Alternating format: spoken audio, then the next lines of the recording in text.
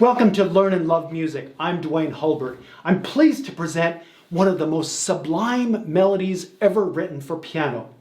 It's the 18th variation of Rachmaninoff's Variations on a Theme of Paganini. We're going to look into this and find out what makes it so special. I want to encourage all of you to subscribe to our channel. We want to see you back again. So let's dig into some Rachmaninoff music that he borrowed from Paganini. Before we talk about the Rachmaninoff Paganini variations, we want to talk a little bit about the composer Paganini. He was a virtuoso violinist, probably one of the best violinists that ever lived. He was a technician, just lots of technique in his playing and also in his composing too.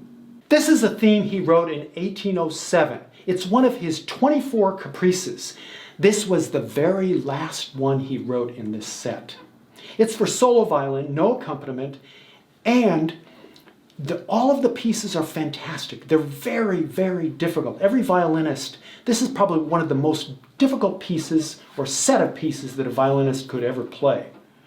We're just looking at this really popular one because so many people borrowed it. For example, Chopin did variations on it, Brahms, Liszt, and even Benny Goodman did variations on this theme of Paganini. This is what the theme sounds like. I'm sure you've heard it before.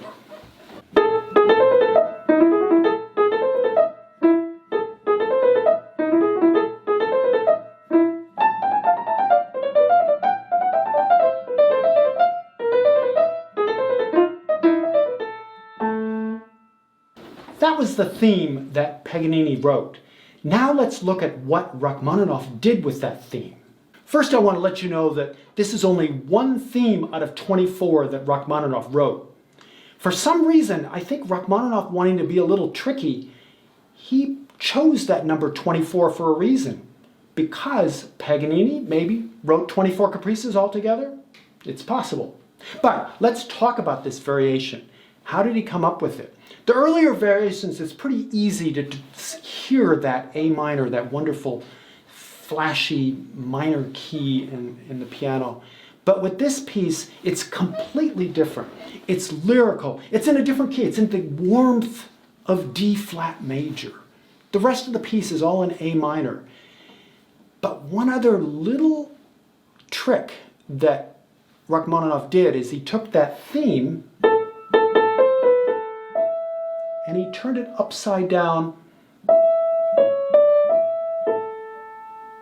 Sort of the same notes, but he turned it upside down. Also, the whole piece is in A minor. But what Rachmaninoff did is he changed it. But he didn't like that key. It's kind of a bright key. So he decided he would change this maybe down to, wanted to go to a key like this. How about that? But how does this have to do with this? One goes up. The other one, Rachmaninoff's, goes down in a warm D-flat key. A lot of people don't know that, but Rachmaninoff was very specific about it. This is the only variation that has this theme. All of the rest of the variations are based on the A minor theme. When he starts this piece, he has an introduction and makes sure that we get all of that A minor out of our... Then this theme comes in upside down.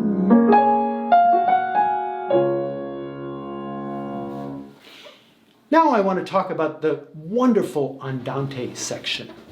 Andante cantabile, which means walking speed and singing. The left hand is really important, not only because of the key, but also it gives you almost a sense that you're on water, like on a boat or a ship. There's sort of an ebb and flow of the rhythm as you hear this.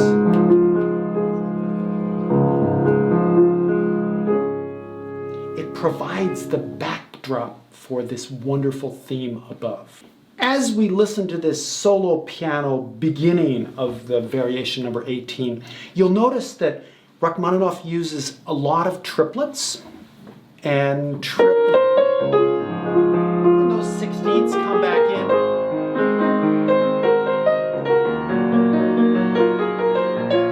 Yes, crescendo.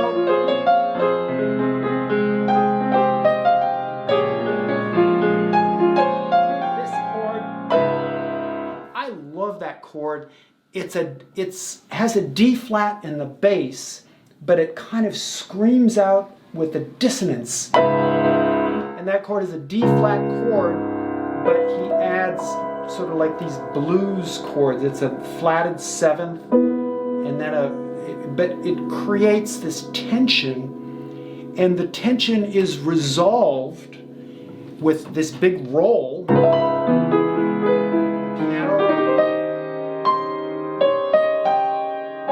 Sweeping triplets that come up and almost invite the orchestra to join the pianist. And the orchestra does, the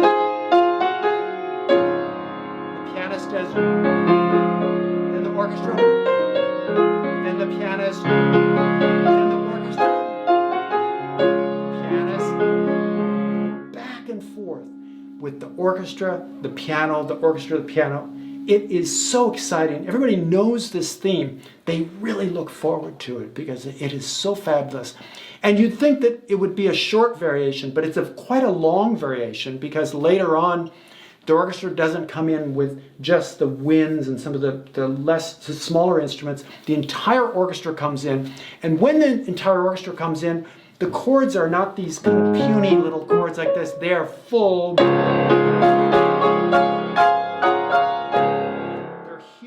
In fact, the orchestration is also really big at this point. So pianists have to really come out big in those passages. So we hear the glory of the themes in triplets, but the power of the triplets in the piano underneath as well. So now let's talk about the ending of this 18th variation. You'd think he could have just ended the piece right then, but he let it kind of wind down, and as we get to the end of it, it gets quieter and quieter, and the orchestra almost like crumbles away underneath. So we have these wonderful chords.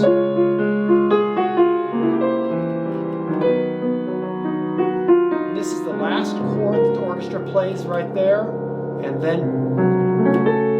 he's in a distant key of F sharp minor, but he has to find his way back to D flat. Chord, some chromatic stuff. He jumps up and then comes back down, repeats it again, almost like a question. Way away from D flat major, A minor there. Maybe it could be giving tribute to the beginning of the piece in minor. Now, Rachmaninoff's genius is taking that A minor chord and going back to D flat. I always think of this as a passage that is, you're exhausted from this brilliant, fabulous lyrical variation.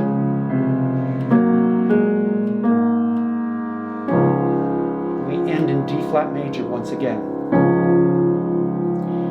He could have ended the piece right there, but he didn't. What he did is he almost broke us out of our trance and then back to the theme again. And from that point on, it's a race to the finish of the piece. Check out the rest of the variations and the coda, the end of this piece, because it's fabulous. And there's a little bit of a surprise at the end. I don't know if I should tell you it. Well, I'll tell you what the surprise is. That's the way the piece ends. It doesn't end with... The ending is almost as if Rachmaninoff's saying, so what? No big deal. Huge piece, but tiny little funny ending. So we've heard a lot about this 18th variation, and now I'd like to play the variation.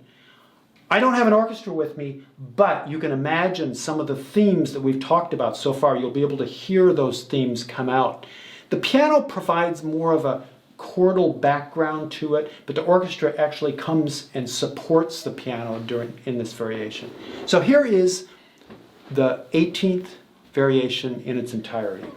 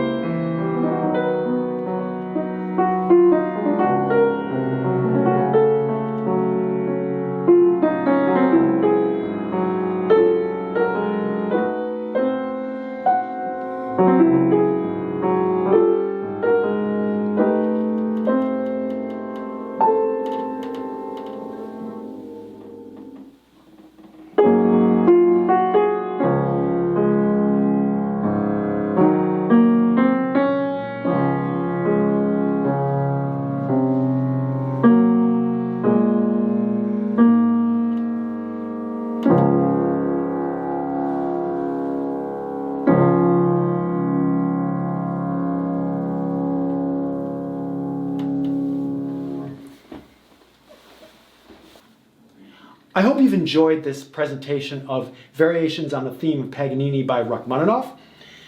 Thanks for watching, and make sure you subscribe. We want to see you back again on Learn and Love Music.